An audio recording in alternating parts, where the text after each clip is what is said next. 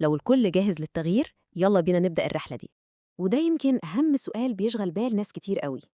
إيه الفرق الحقيقي بين اللي بيوصل لقمة الجبل واللي بيستسلم في نص الطريق؟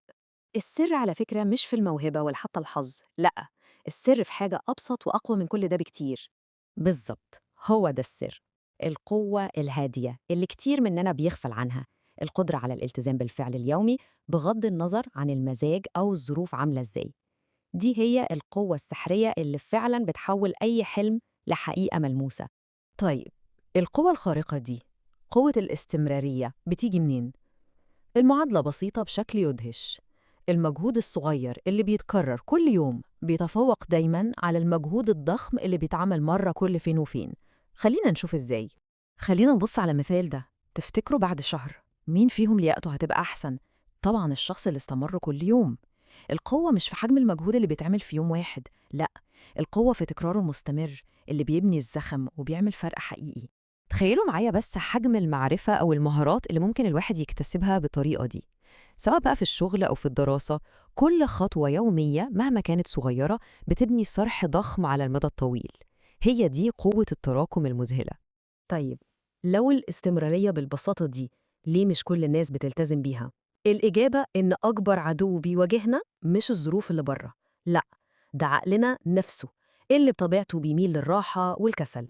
كلنا عارفين الأصوات دي كويس، مش كده؟ دي مجرد أعذار بيخلقها العقل عشان يهرب من المجهود. المقاومة الداخلية دي هي أول معركة لازم نكسبها عشان نبني عادة الاستمرار. وهنا بقى مربط الفرس. الاستمرارية هي ببساطة إننا بنعمل إعادة برمجة للعقل عن طريق التكرار.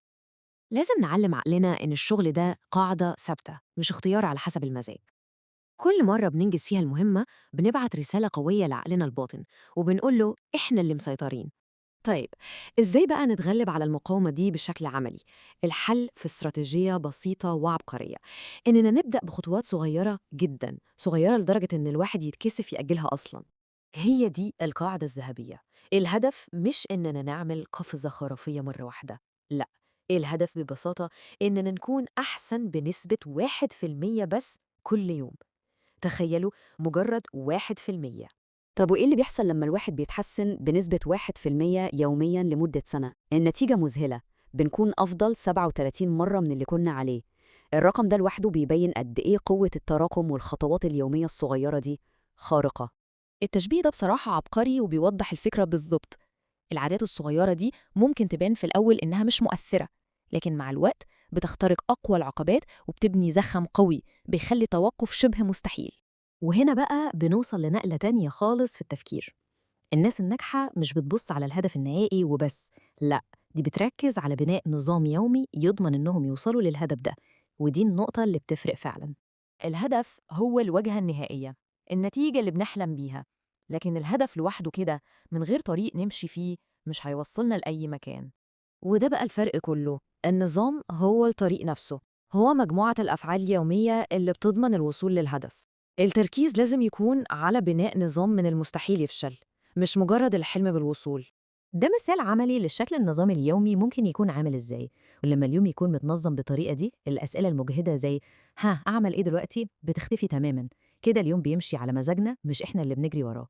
ودلوقتي وصلنا لآخر أداة عشان نحافظ على الزخم والاستمرارية، وهي تتبع تقدم.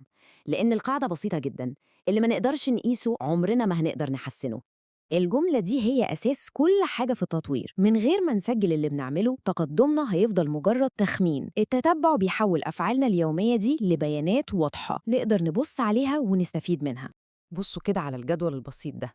البيانات دي مش بس بتدي حافز قوي لما نشوف سلسلة النجاحات ورا بعض، لكن الأهم إنها بتكشف لنا نقط ضعفنا وإيه الأسباب اللي بتخلينا نوقف، وده بيخلينا نعرف نعالجها صح.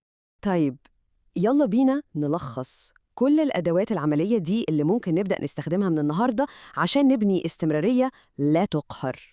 دي الخريطة الكاملة، كل خطوة بتدعم اللي بعدها، ومع بعض بيشكلوا آلة قوية للنجاح بتشتغل تقريباً لوحدها مع الوقت.